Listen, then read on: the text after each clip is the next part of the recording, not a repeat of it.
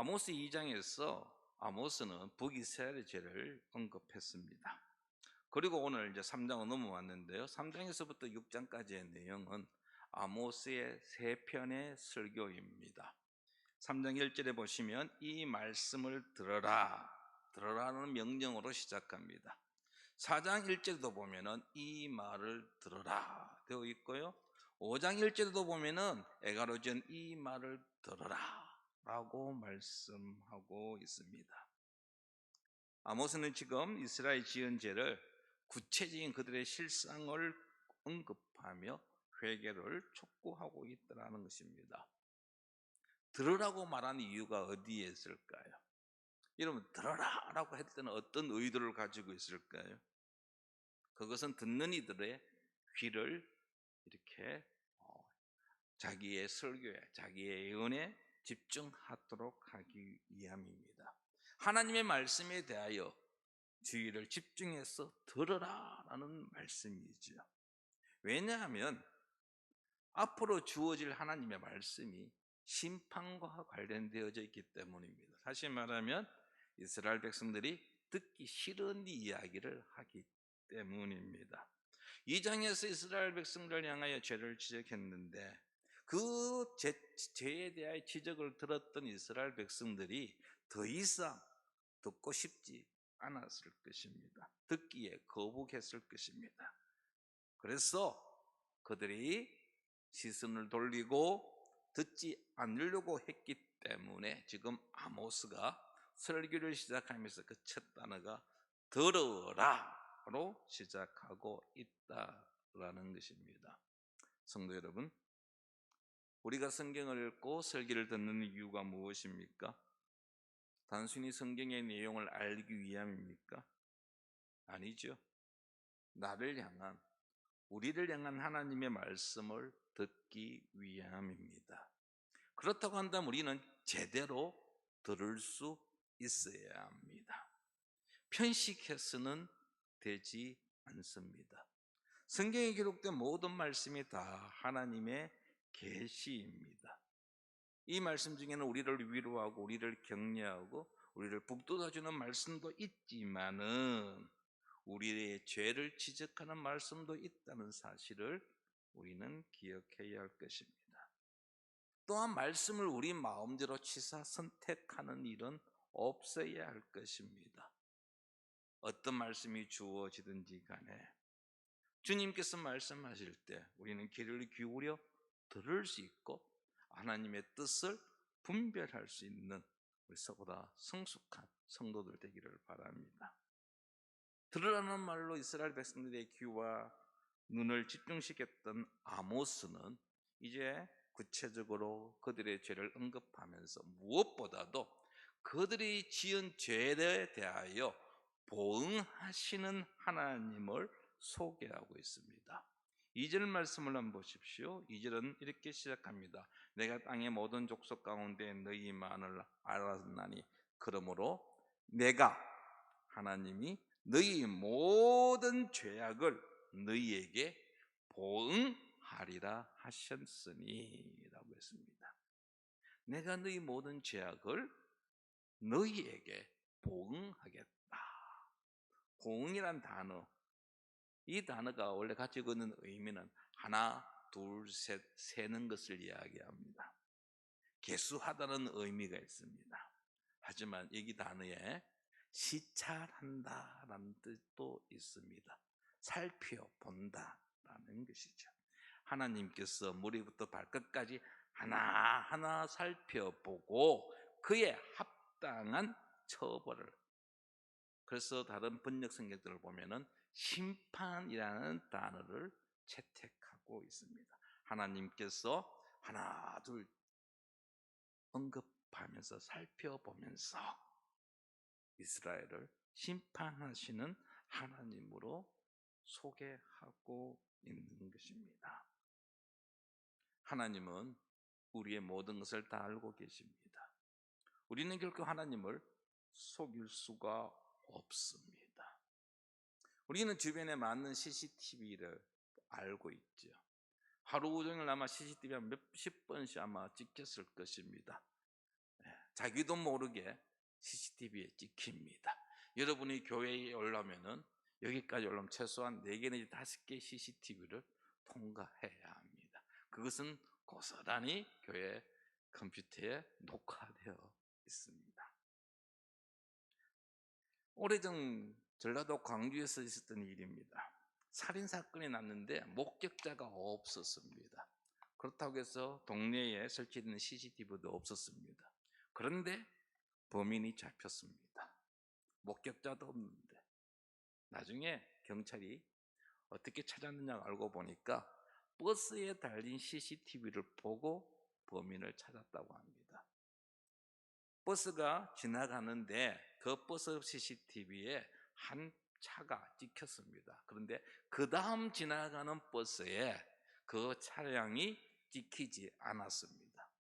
그래서 경찰들이 범행 시간에 있었던 차, 앞차에는 찍혔고 뒤에 버스는 찍히지 않은 차, 이 차가 범행 시간에 있었던 차량이구나 하고 탐문을 하였고 결국 범인을 잡았다는 뉴스를 본 적이 있습니다.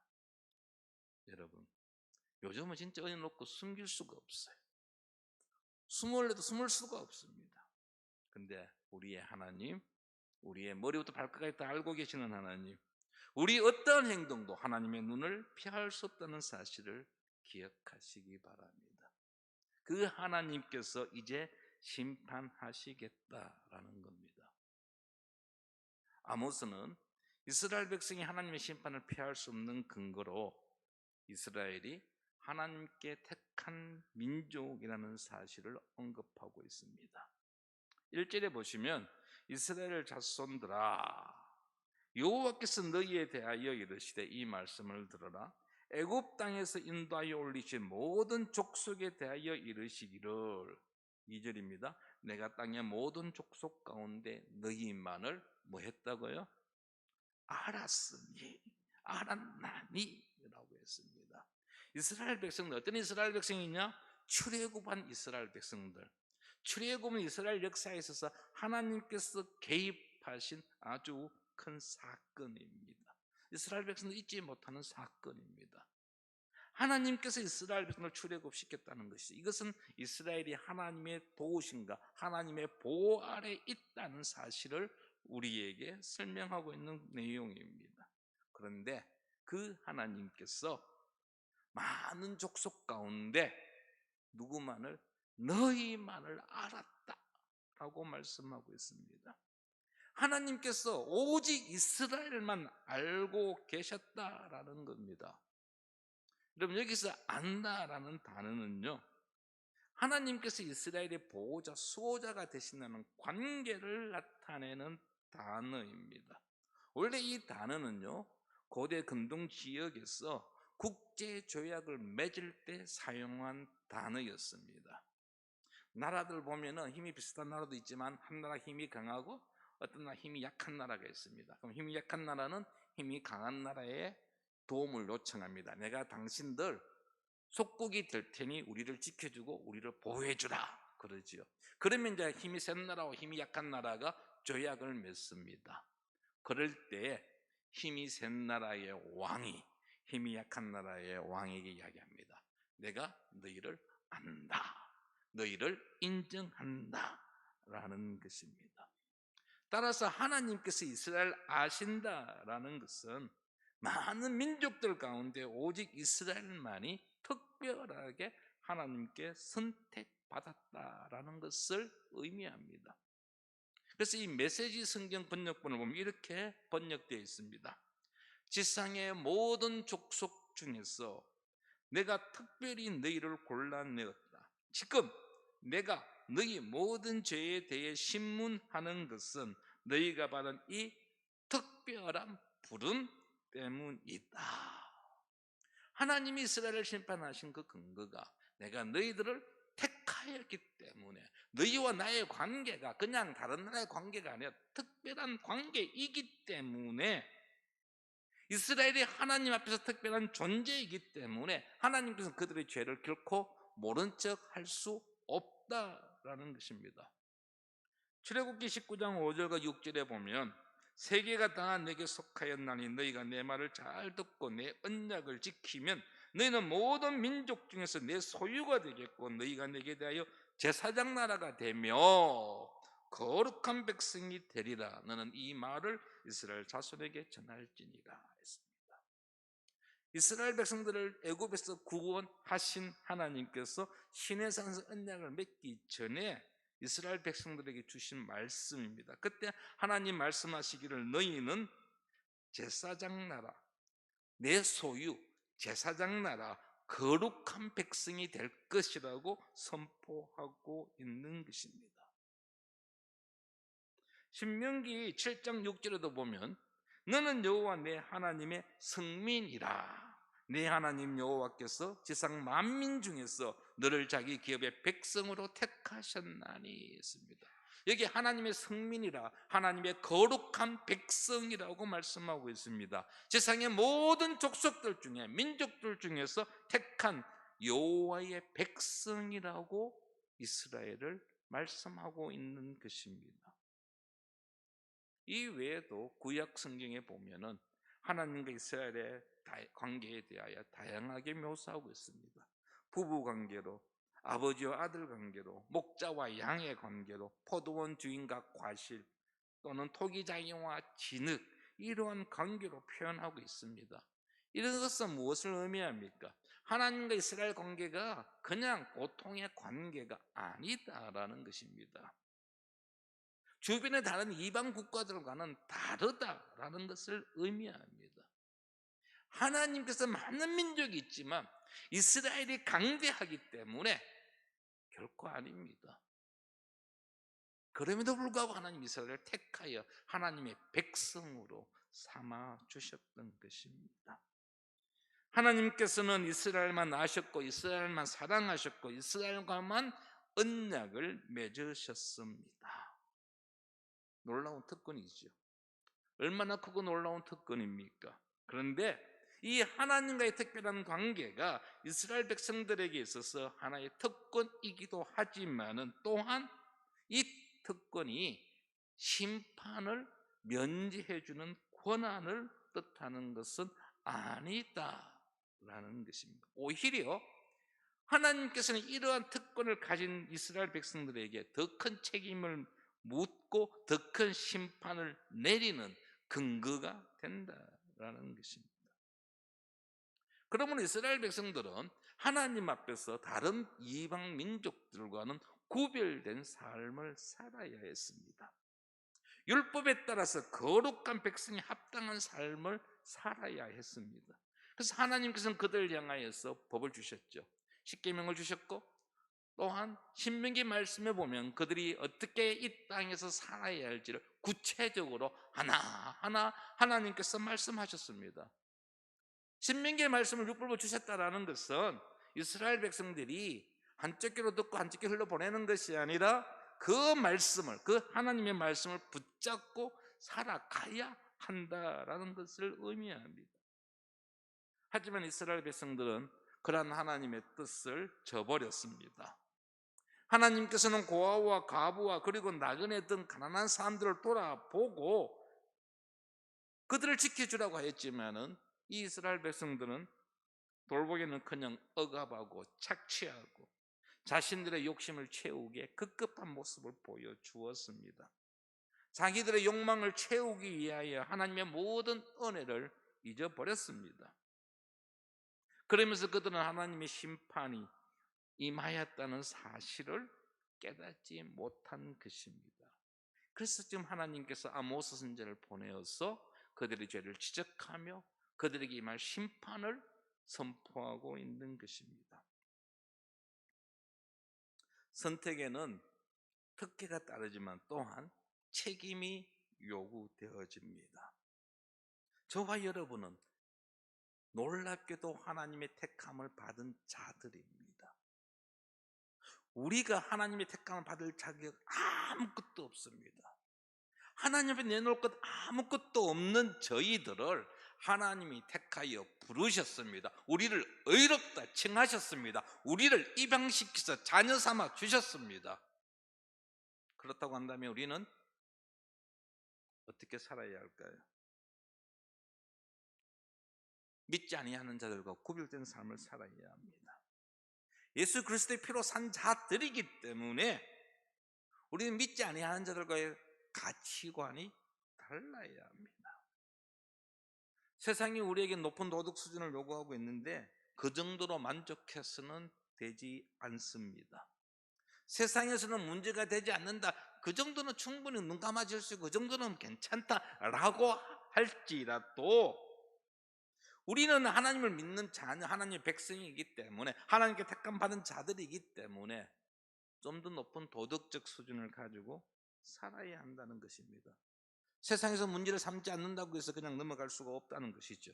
하나님이 원치 아니하신 것이라고 한다면, 하나님의 뜻에 어긋난 것이라고 한다면 우리는 기꺼이 포기해야 하는 것입니다. 그리고 그리스도인이기 때문에 당하는 고난이 있다고 한다면 그 어려움도 우리는 감수해야 합니다. 그리스도인으로서, 교회로서 이 사회에 우리가 감당해야 될 책임이 있다고 한다면 우리는 그 책임을 다 감당해야 합니다. 우리가 믿지 아니하는 자들과 좀 구별되어진 유별난 삶을 살아야 하는 것은 우리가 하나님의 자녀이며 하나님의 백성이기 때문입니다. 대한민국 국민은 대한민국의 헌법을 지켜야죠. 대한민국의 법을 지켜야 하는 것처럼 하나님의 나라의 백성인 우리는 하나님의 나라의 법을 지켜야 합니다. 하나님의 은혜를 누리고 있지만 또한 우리는 하나님의 뜻이, 하나님의 말씀이 무엇인지 귀를 기울여야 되고 그 뜻을 분별하고 그 말씀 앞에 순종하는 삶을 살아가야 하는 것이 바로 저와 여러분의 이 땅에서의 일상의 삶이어야 한다는 것입니다. 우리는 하나님께 택함을 받은 구원받은 자이기 때문에 마음껏 하고 싶은 대로 살 수가 없습니다. 오히려 택함 받은 자이기 때문에 그에 합당한 삶을 살아야 합니다. 여러분들, 저 같은 사람이 그냥 어떻게 살아도 TV는 관심이 없습니다. TV에 나오지도 않습니다. 그런데 알려져 있는 인기 있는 연예인이나 운동선수가 어떤 일을 당하면 어떤 일이 벌어집니까? 여기저기서 막 떠들어댑니다. 비난의 화살을 퍼붓습니다. 이유가 무엇입니까? 연예인이나 운동선수, 국가대표는 우리와 다르기 때문이죠. 우리는 믿지 아니하는 자들 속에서 살아가지만 구별된 자들입니다. 그러므로 구별된 자로 하나님의 자녀답게 우리는 구별된 삶을 살아가야 한다는 것이죠. 아모스는 이어 3절에서 6절까지의 말씀을 통하여서 하나님의 택함을 받은 이스라엘 백성들이 심판을 받을 수밖에 없음을 수사학적 질문을 통하여서 논증하고 있습니다. 이러한 논증은 심판의 정당성과 불가피성을 변호하고 있고 심판에 임박하였음을 암시하고 있습니다. 3절에서 6절 말씀을 한번 보시기 바랍니다. 3절에서 6절까지의 말씀입니다. 두 사람이 뜻이 같지 않은데 어찌 동행하겠으며, 사자가 움킨 것이 없는데 어찌 수풀에서 부르짖겠으며, 젊은 사자가 잡은 것이 없는데 어찌 굴에서 소리를 내겠느냐. 덫을 땅에 놓지 않았는데 새가 어찌 거기 치이겠으며, 잡힌 것이 없는데 덫이 어찌 땅에서 튀겠느냐. 성읍에서 나팔이 울리는데 백성이 어찌 두려워하지 아니하겠으며, 여호와의 행하심이 없는데 재앙이 어찌 성읍에 임하겠느냐. 이 질문들은 모두 다 원인과 결과의 형태를 띠고 있습니다. 모든 결과에는 원인이 있다라는 것을 보여줍니다. 다시 한번 우리 3절 말씀 한번 보십시오. 두 사람이 뜻이 같지 않은데 어찌 동행하겠으며. 두 사람이 동행하는 것은 뭐예요? 두 사람의 뜻이 같기 때문이죠. 친구 따라 장에 간다고 하지만은 여러분, 장에 가는 거 뭐예요? 친구와 같이 약속했기 때문에, 마음이 맞기 때문에 장에 가는 것 아닙니까? 사자가 옮긴 것이 없는데 어찌 숲풀에서 부러지겠으며, 젊은 사자가 잡은 것이 없는데 어찌 굴에서 소리를 내겠느냐. 사자가 울부짖을 때는 이유가 있다는 것이, 그 이유가 뭡니까? 먹잇감을 쟁취했을 때입니다. 먹잇감을 쟁취했기 때문에, 가지고 있기 때문에 사자가 울부짖는다라는 것이죠. 덫을 땅에 놓지 않았는데 새가 어찌 거기 치이겠느냐. 새가 덫에 걸린 이유는 뭐예요? 덫이 놓여 있었기 때문입니다. 그리고 잡힌 것이 없는데 덫이 어찌 땅에서 튀겠느냐. 덫을 놓았습니다. 새가 잡혔습니다. 새가 잡혔기 때문에 덫이 탁 튀어가지고 새를 잡은 것이죠. 성읍에서 나팔이 울리는데 백성이 어찌 두려워하지 아니하겠으며. 백성이 두려워한다는 것이죠. 언제? 성읍에서 나팔이 울릴 때. 나팔이 울릴 때는 긴급 상황입니다.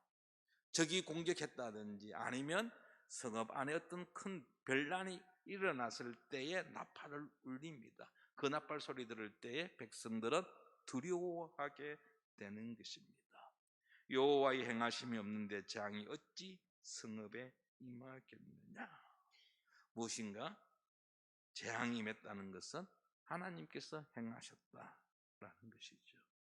이처럼 이스라엘이 하나님의 심판을 받는 것은 비록 그들이 하나님께 선택받은 민족이지만 하나님께 죄를 범하였기 때문이라는 사실을 분명히 말씀하고 있는 것입니다.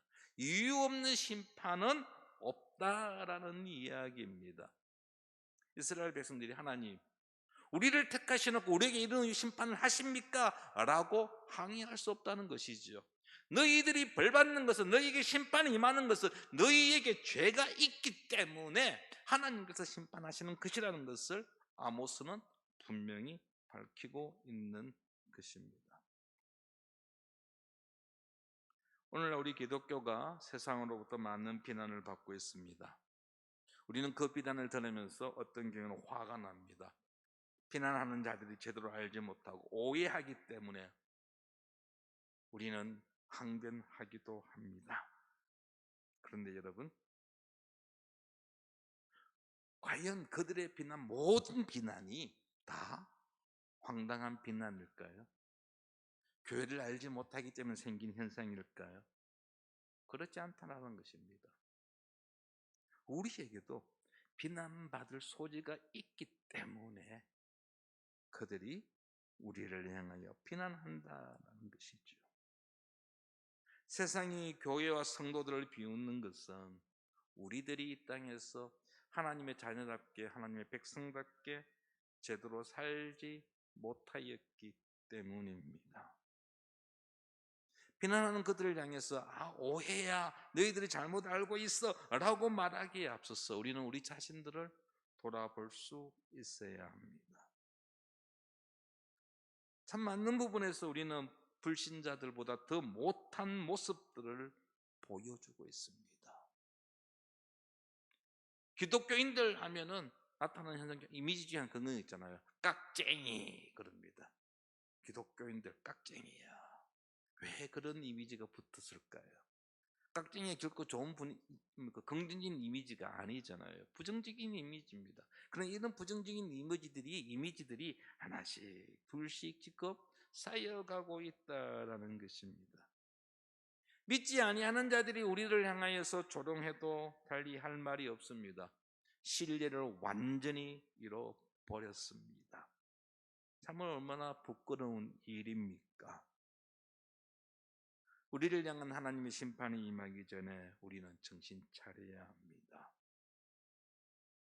그리고 하나님께서 믿지 아니하는 자들을 통하여서, 그들의 입술을 통하여서 우리를 향해 경고하고 계신다는 사실을 우리는 잊지 않아야 할 것입니다. 그들의 경고를 한쪽 귀로 듣고 한쪽 귀를 흘려 보내지 않기를 바랍니다. 귀를 기울여야 합니다. 머뭇거리다가 하나님의 심판을 피할 수 없는 그러한 불행한 일은 일어나지 말아야 할 것입니다. 경고를 울릴 때마다 우리는 귀를 기울여야 합니다. 요즘 지난 며칠 동안에 계속해서 지금 폰에서 알림 문자 오지요. 안전 문자, 긴급 문자들이 내려옵니다. 언제 어디서 폭우가 쏟아질지 알 수 없기 때문에, 또 폭염이 있기 때문에 폭우와 폭염과 관련되어진 안전 문자들이 계속 울립니다. 그래서 어떤 분들은 이 긴급 문자, 재난 문자 이것을 아예 꺼버려요. 내 폰에는 오지 않도록 차단하는 분들이 간혹 계세요. 근데 여러분, 차단했을 때 어떤 일이 벌어질까요? 대부분의 안전 문자나 긴급 재난 문자 그냥 지나쳐도 별 어려움 없습니다. 그런데 정말 긴급 재난 있을 때에 만약에 그 문자를 듣지 않음으로 인하여 우리에게 어떤 일이 일어날지 한번 생각해 보시기 바랍니다. 저는 비가 오면은요, 온천천히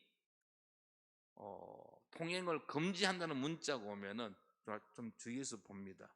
왜냐하면 제가 연산동에 있는 집에 갈 때 항상 온천천을 지나가거든요. 그래서 갈 때 만약에 온천천에 비가 많이 왔다, 온천천 출입을 통제합니다 라는 문자가 오면은 저는 방향을 바꾸어야 합니다. 다른 길로 가야 합니다. 그래서 비가 많이 와서 온천천과 관련된 문자가 뜰 때마다 봅니다. 그리고 연산동 집 한 번씩 갈 때마다 혹시 그런 문자가 오지는 않았는지 확인합니다. 성도 여러분, 하나님께서 우리에게 다양한 방법으로 경고하십니다. 우리는 이 경고를 들을 수 있어야 합니다. 7절 말씀을 한번 보십시오. 7절 말씀 같이 한번 읽도록 하겠습니다. 주 여호와께서는 자기의 비밀을 그종 선지자들에게 보이지 아니하시고는 결코 행하심이 없으시리라. 아멘.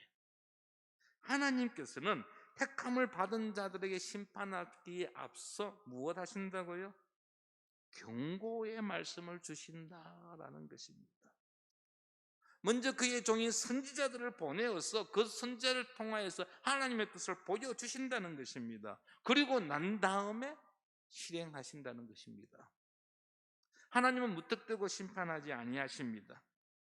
예언자를 통하여서 경고하는 일 없이 결코 행하시는 일은 없습니다. 우리 창세기의 소돔과 고모라의 이야기를 잘 아시죠?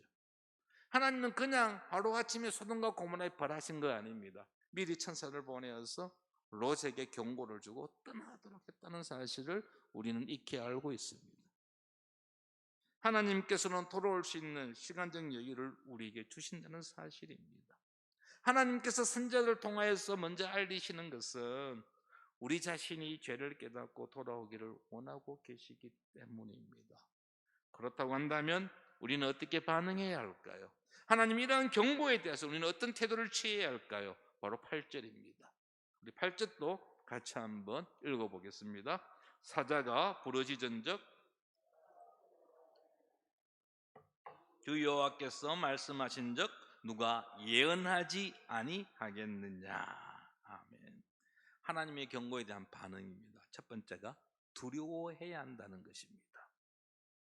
사자가 부르짖은즉 누가 두려워하지 아니하겠느냐. 여러분 사자의 울부짖는 소리가 들렸습니다. 어떤 반응이 나타나야 하지요? 사자가 울부짖고 있네? 어디지? 하고 하하 웃으면서 그 울부짖는 소리를 향해 달려갈 겁니까? 아니면 가던 길을 멈추고 사자가 근처에 있네? 어떻게 해야 되나? 사자가 나는 소리가 어디지?